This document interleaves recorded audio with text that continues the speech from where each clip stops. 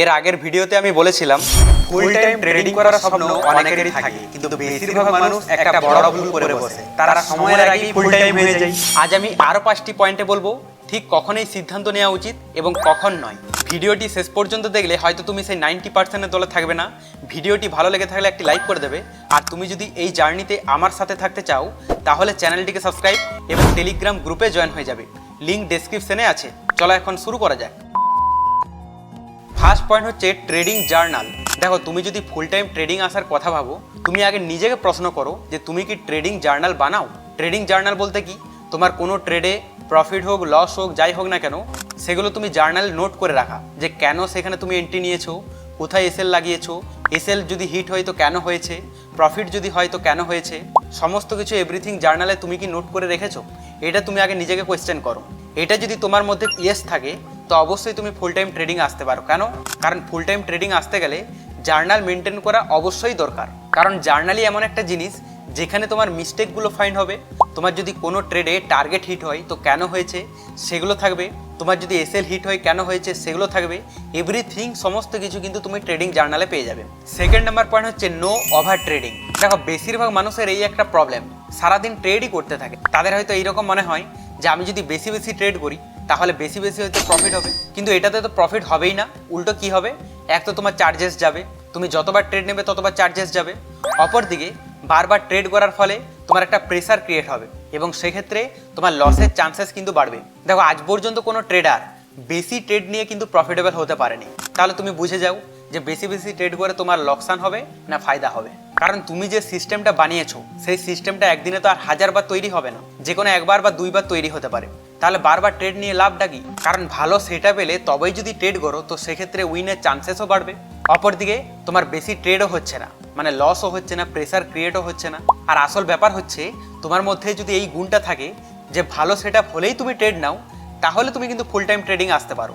আর না হলে তুমি যদি হুটহাট জায়গায় ট্রেড নিতে থাকো তাহলে কিন্তু ফুল টাইম ট্রেডিংয়ে আসো না। কারণ এইরকমভাবে কয়েকদিন করতে থাকলে তো পুরো ক্যাপিটালই শেষ হয়ে যাবে, শেষ পর্যন্ত আর ট্রেডিং করার ক্যাপিটালই বেঁচে থাকবে না।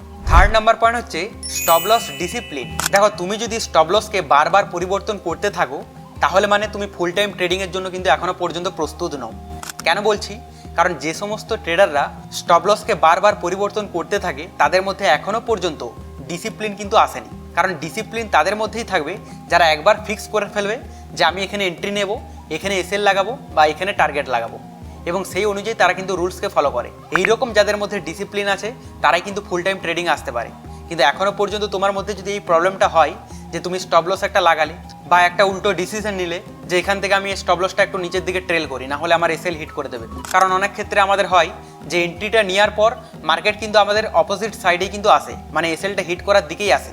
তখন আমাদের মধ্যে একটা চিন্তা চলে আসে যে এখনই এন্ট্রি নিলাম আর এখনই যদি আমার এসএল হিট হয়ে যায় তাহলে এসএলটা একটু ট্রেল করে ফেলি।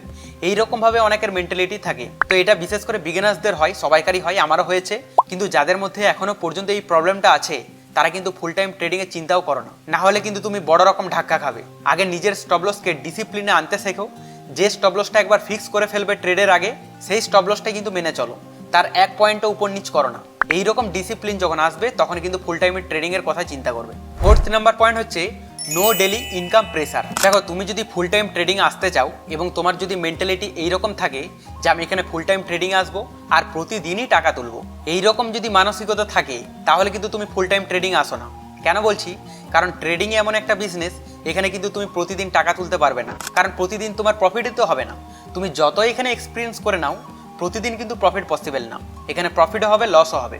কিন্তু তোমার ডিসিপ্লিনে থাকলে আস্তে আস্তে কনসিস্টেন্সিভাবে কিন্তু উপরের দিকে যাবে। তাই ডেলি ইনকাম করতে চাইলে তোমাকে আদার্স কোনো বিজনেস করতে হবে যেখানে তোমার স্টেবিলিটি থাকবে এবং কনসিস্টেন্সি একটা ইনকাম আসবে। তাহলে কি হবে, তোমার ট্রেডিংয়ে প্রেসার ক্রিয়েট হবে না। ট্রেডিং তুমি ট্রেডিংয়ের মতো করতে পারবে, প্রফিট হোক লস হোক তুমি তোমার রুলসে চলতে পারবে।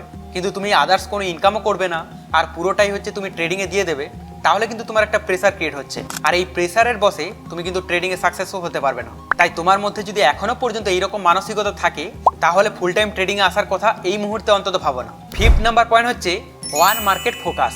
দেখো, তুমি যদি ফুল টাইম ট্রেডিংয়ে আসতে চাও নিজেকে আগে কোয়েশ্চেন করো যে তুমি কি এখন যে কোনো একটা মার্কেটে স্টেবিলিটি আছো, মানে যে কোনো একটা মার্কেটের কি মাস্টার হয়ে গেছো। সেটা স্টক হোক, ক্রিপ্টো হোক, ফিউচার হোক, অপশন হোক, ইন্ট্রাডে হোক, বিভিন্ন ধরনের ক্যাটাগরি আছে মার্কেটে।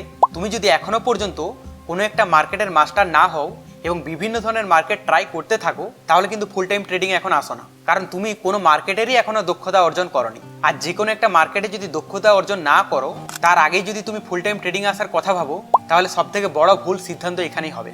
আমার এক্সপিরিয়েন্সে তোমাদেরকে বলছি, তুমি আগে যে কোনো একটা মার্কেটের দক্ষতা অর্জন করো, দেন সেখান থেকে তোমার একটা কনফিডেন্ট বিল হবে। তারপর তো তুমি জানো যে এই কনফিডেন্টই লং টাইমে আমাকে কিন্তু কনসিস্টেন্সি প্রফিট দেবে। তারপর তুমি পরবর্তীতে কিন্তু অন্য কোনো মার্কেটে আসতে পারো। তো আজকের এই 5টি মিস্টেকের মধ্যে তুমি কোন মিস্টেকটি এখনো পর্যন্ত করছো অবশ্যই কমেন্টে জানাতে ভুলবে না। পরবর্তীতে এইরকমই হেল্পফুল আপডেট পাওয়ার জন্য চ্যানেলটিকে সাবস্ক্রাইব এবং টেলিগ্রাম গ্রুপে জয়েন হয়ে যাবে, লিঙ্ক ডেসক্রিপশনে আছে।